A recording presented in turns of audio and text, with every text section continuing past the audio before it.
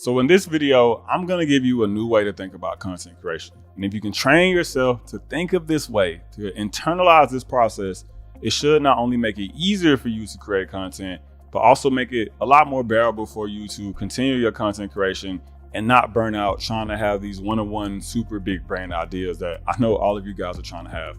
And if you don't know who I am, my name is Corey. I'm a music marketer, co-founder of Country Brand Agency, a content consulting and music marketing agency that's worked with artists like 24K Golden, Macy Gray, Alexa Capelli, Tom the Mailman, and a bunch of other really dope artists. And my goal with this channel is to give you as much music marketing sauce as I can so that you can make your dreams into a reality. Now, with that being said, let's go ahead and get into the video. So I'm sure that today is no secret on just how important content is to a music artist and their growth.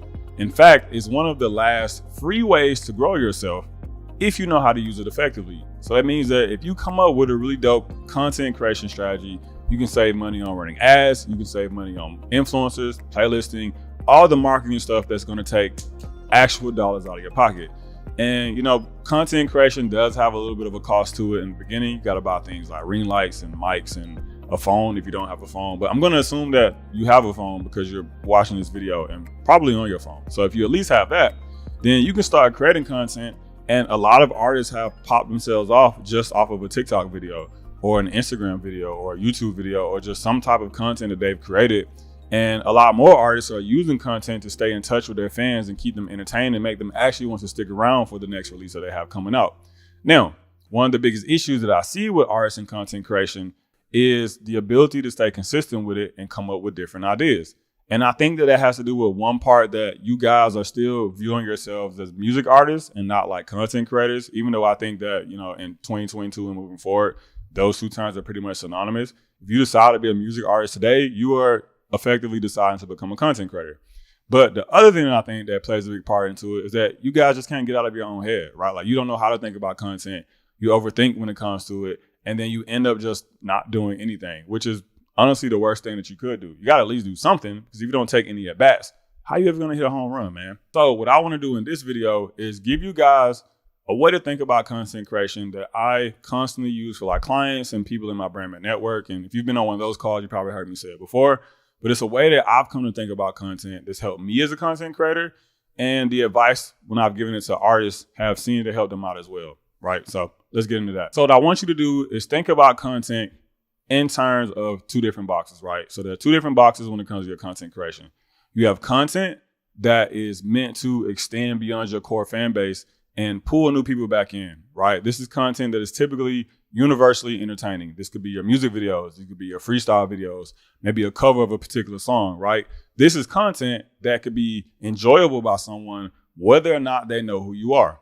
But now you have content that's in the second box. And this content's goal isn't really to bring new people back in, but the goal of that content is to almost become sort of an inside joke to your current audience, or give them new information about you, or show them a different side of you or your lifestyle. And it's really meant to more so just engage those people and make them feel more like they know about you, right? So these are things like your Instagram lives and your TikTok lives. These are things like your vlogs, right?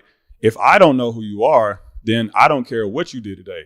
But if I am a fan of you and I do know who you are, then I 100% care about what you did today, right?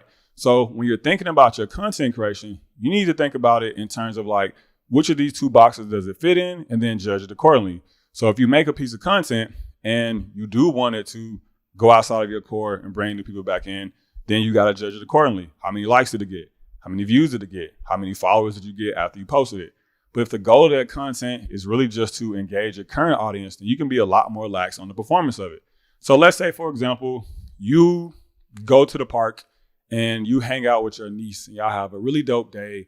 Y'all go get ice cream and y'all ride scooters and maybe y'all go play some games, and you decide to document that and post that onto your Instagram feed. Now, you can't look at that piece of content and expect it to go viral and bring new people back in, because who is that going to be entertaining to? Unless you do something like funny, you know what I'm saying, or like your niece does something funny, then chances are it's really only going to be interesting to the people that already care about you and follow you. But keying on what I just said, right? It's going to be interesting to the people that know about you, care about you, and already follow you. Because in that piece of clip, you've effectively shown your audience two different things. One, that you're a family person, because they can see you hanging out with your niece and having family time with her, right? And two, that you live a life outside of just your music, and it instantly makes you more relatable because now instead of becoming this studio content rat to your audience, you are a human being. You're a person that likes to hang out with their family. So once again, when you're going into your content creation process, map out your content in terms of those two boxes. What are some things that you can create that will allow you to extend beyond your core fan base, provide entertainment value to people that don't know who you are, and allow you to be able to bring new people back into your audience based off of piquing their interest?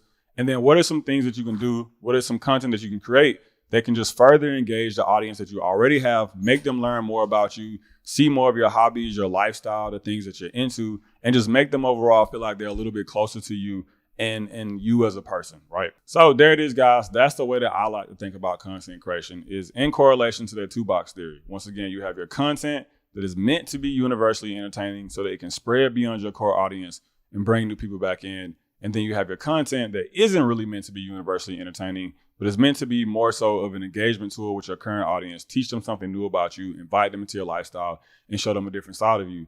And once you get a grasp of these two concepts, it genuinely does make content creation a lot easier, because in those two facets, almost anything can become content, right? So if you're hooping with your friends or you're playing Super Smash Bros. With the homies, then that can become content, because now you're not worried about if it's going to flop or not. You just know that, hey, I want to post this clip of me playing Super Smash Bros. With my friends to show my audience that I'm into gaming.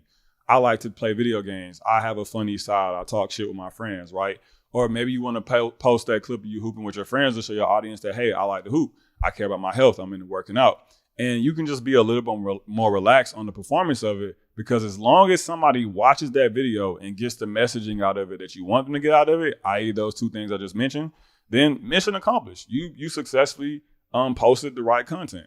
But if you're making content with the goal of going outside of your audience and bringing new people back in, once again, that more universally entertaining content, then you have to judge it accordingly, and you have to make changes as you see fit.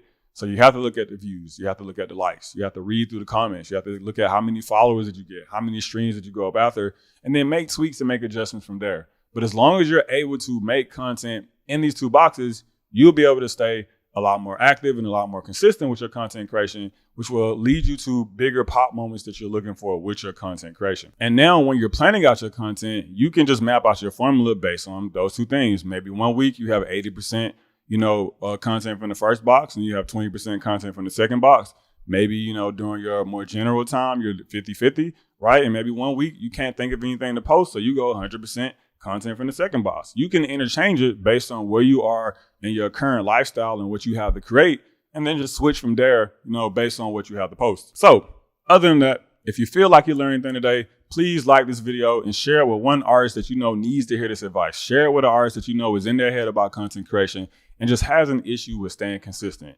And other than that, let me know what you thought about it in the comment section below. Which of these two boxes do you find yourself making content for more often? Which one do you feel like you have the most issues with? What is your biggest issue when it comes to content creation as an artist? Let me know all that in the comment section below, and I'll see if I can think of some stuff to help you guys out. Now, once again, my name is Corey, and I'll see y'all next time.